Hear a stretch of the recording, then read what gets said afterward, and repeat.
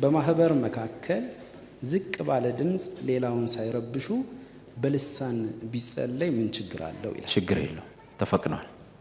አንደኛ ቆሮንቶስ 14 ማህበሩን ሳይረብሹ ለራሳቸው በልሳን እንዲጸልዩ ተፈቅዷል። የቤተ ክርስቲያን ሽማግሌዎችም በልሳኖች መናገርን አትከልክሉ ብለዋል። ማህበሩን መበጥበጥ ግን አይቻልም ነው። ጮክ ብለህ ለመናገር ሁለት ነገር ማሟላት። አንደኛ ሁሉም ሰው ጮክ ብሎ እንዲናገር አይፈቀድም። ሁለት ወይንም ሶስት። እነዛ ደግሞ የሚናገሩት ምን ከሆኑ ነው? የሚተረጉም ካለ በአማርኛ ወይ በምንሰማው ቋንቋ የሚተረጉም ሌላ ተርጓሚ ወይም ራሱ ተናጋሪው መተርጎም ጸጋ ካለው እየተረጎመ ሲያቀርብልን ያን ጊዜ ድምጽ አሰምቶ በልሳኖች መናገር ይቻላል። ከዛ ውጭ ግን ለራሱና ለእግዚአብሔር ይናገር ነው የሚለው። እዛው ማክቶምቶም ነው የሚሻለው። አንድ እሱ ነው። እሱም እንግዲህ ምንድነው ልሳን ከሆነ ማለት ልሳን ከሆነ ይቻላል። በተረፈ ታንግ ኤንድ ባብሊንግ አለ። ባብሊንግ እና ታንግ ይለያያሉ። ታንግ መንፈስ ቅዱስ በሚሰጣቸው ቋንቋዎች፣ በግዕዝ ቋንቋ ልሳኖች፣ በአማርኛ ቋንቋዎች መናገር ነው። ባብሊንግ ግን ሕፃን ልጅ ታውቃላችሁ? ቤት ውስጥ ሕፃን ልጅ በ ዳዳዳዳዳ ኛኛኛኛኛኛ ያወራል፣ የሆነ ነገር ይላል አይደል? እሱ ባብሊንግ ይባላል። እና እሱ አይነቱ ለምሳሌ ዝም ብለህ ብትል ኢትስ ኖት ታንግ፣ ልሳን አይደለም፣ ባብሊንግ ይባላል። ልክ የልጁ አይነት ንግግር። ወይ ደግሞ ሁል ጊዜ 5 ፊደል ብቻ የምታወራ ከሆነ ሁል ጊዜ አምናም ከቻምናም ዘንድሮም ብዙ ጊዜ እንደምለው ለቅሶ ቤትም ሰርግም ቤት ያችን 5 ፊደል ብቻ ከሆነ ታንግ ሳይሆን ባብሊንግ ይባላል። ታንግ ሌላ ነው። ታንግ ፊደላት ተዋቅረው ቃላት ተዋቅረው አረፍተ ነገሮች አሉት።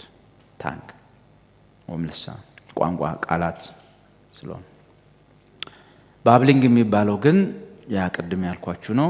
ልጁ እንደሚለው ቤት ውስጥ ህጻናት ልጆች እንደሚሉት ቸርች ውስጥ ማለት ነው።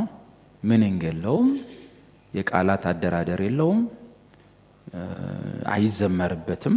ጳውሎስ በልሳኖች እዘምራለሁ ይላል።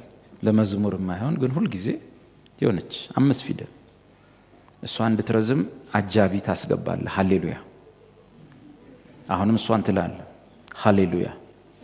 አሁንም እሷን ትላለህ ሃሌሉያ። ስንከታተልህ እሷን ብቻ ነው የምትለው። መጨረሻዋ ወይ ሳ ነው ብዙ ጊዜ ወይ ዳ ነው የምትሆነው። እሷን ማለት መጨረሻዋ ወይ ሳ ነው ወይ ዳ ነው፣ ከሁለት አንዱ ነው። እሷ ባብሊንግ ትባላለች።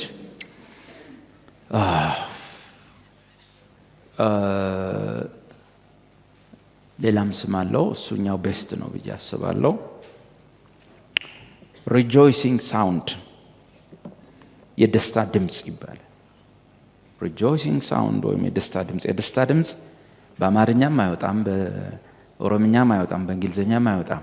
የደስታ ድምጽ ድንገት የሚወጣ ድምጽ ስለሆነ ያ ሲረዝም ለአንዳንድ ወንድሞች ልሳን ይሆናል፣ ግን ልሳን የሚለውን አያሟላ። የደስታ ድምጽ ሪጆይሲንግ ሳውንድ መዝሙር መጽሐፍ ላይ አለ። ለእግዚአብሔር በደስታ ድምጽ ጩሁ የሚለው ምስራቅ አገር ላይ ሲኬድ የደስታ ድምጽ የሚገለጠው ምን ተብሎ መሰለ? ምስራቁ የሴም ህዝብ እልልታን የሚያቀዝብ ምስጉን ነው ይላል መዝሙር 89 ቅንፍ ቁጥር 15። እልልታ የሚያቀዝብ ምስጉን ነው። እግዚአብሔር ሆይ እልልታን የሚያቅ በፊትም ብርሃን የሚሄድ ምስጉን ነው። Blessed and happy are the people who know the joyful sound. እልልታን የሚያቀዝብ። አሁን እልልታ የሚለውን እንግሊዝኛው joyful sound ወይም rejoicing sound ብሎታል። ለምን? መጽሐፍ ቅዱስ በተጻፈበት የምስራቅ የሴም ቋንቋ እና ባህል ላይ ተመስርቶ ስለሆነ እልልታ ይታወቃል በምስራቁ ዓለም። እልልታ በምስራቁ ዓለም የደስታ ድምጽ ነው። ሰው ደስ ሲለው ሴቱም ወንዱም እልልልልልልል፣ አረቦችም ይላሉ እና ደስ ይላቸው ነው። ይኸው ሃሌሉያ ሃሌሉያ ይህን በደንብ ያዙልኝ። የደስታ ድምፅ። አሁን ነጮቹ ሴሜቲክ ህዝብ አይደሉም። ካልቸራቸው ውስጥ ፈረንጅ እልል አይችልም። ታውቃላችሁ? ሰምቶ ማያውቅ የት ነው? ምስራቅ ዓለም ሲመጣ ይቀርጻል በካሜራ ገርሞት ምላሳቸው እንዴት እንደዚህ ያለ ብሎ አስጠግቶ የሚቀርጸው አፋቸው ጋር ነው ራሱ። እንዴት እልል ሊሉ ቻሉ? አረቦቹ ደግሞ እንደዚህ እየመቱ ምናምን ነው በጣም ተደንቀው ነው የሚሉት። ስለዚህ ምዕራባውያኑ ይሄን የመጽሐፍ ቅዱስ ክፍል ወደ ሀገራቸው ሲቀይሩት እልል በሉ ወይም እልልታ ቢል አይገባውም ሰው ባህላቸው ውስጥ ያ። ከዛ ምንድን ነው ይሄ እልል የምትሉት አሉ ሲተረጉሙ። የደስታ ድምፅ ነው፣ ደስ ሲለን እልል ነው እንዴ? እኛ እኮ እልል በሉ ሲል ምን ማለት ነው? እልል የምን ድምፅ ነው? የደስታ። ኦኬ፣ በእንግሊዘኛው ሲቀይሩ ምናሉ በደስታ ድምፅ ጩሁ። ለፈረንጆቹ ምን ተባለ? በደስታ ድምፅ ጩሁ። አሁን እንግዲህ ፈረንጅ ምን ሊጀምር?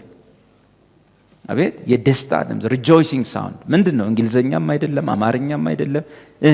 የሆነ ነገር ታች ሲያደርግ የምታወጣው የሚፈነቅል ማናቸውም ፊደል ሊሆን ይችላል፣ ድምፀት ሊሆን ይችላል፣ ጩኸት ሊሆን ይችላል። እሱን ሪጆይሲንግ ሳውንድ ሲሆን አንዳንዶች ወንድሞች ልሳን ይሉታል።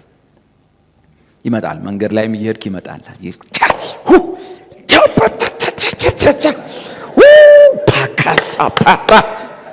ከዛ ኢስ ታንግ ኖ ይሄ ሪጆይሲንግ ሳውንድ ከውስጥ ሲፈነቅል የሆነ ነገር ታች ሲያደርግ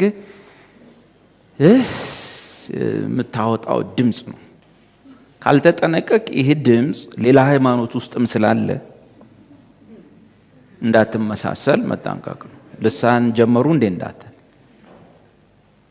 በማትጠብቁበት ቦታ ላይ ይሄ ድምፅ ይመጣል እና ልሳን ነው። ልሳን ከስላሴ እግዚአብሔር አብ በኢየሱስ በኩል ወደ ምድር በላከው በመንፈስ ቅዱስ አማካኝነት የሚሰጥ ከጸጋ ስጦታዎች ውስጥ አንዱ ሲሆን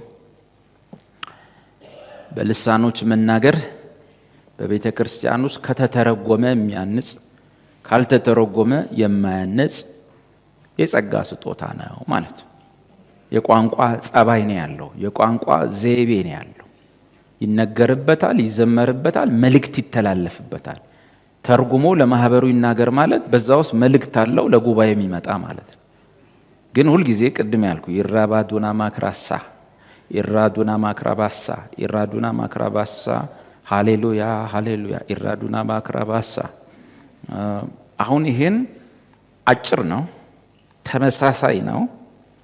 አረፍተ ነገር ሊሰራ መልእክት ሊያመጣና መልእክት ሆኖ ሊተረጎም አይችልም። ስለዚህ ማህበሩን ምንም ሊያንጽ አይችልም። አንደኛ ቆሮንቶስ ምዕራፍ 14 በልሳኖች የሚናገር ሰው ማህበሩን አያንጽም። ስለዚህ በማህበር ላይ ዝም ይበል። ይሄን ያለው ማን ነው? ወንድም ዳዊት አይደል ነው። አሁን ነገ ፌስቡክ ላይ እንደዛ ነው ይባል ልሳን የሚቃወም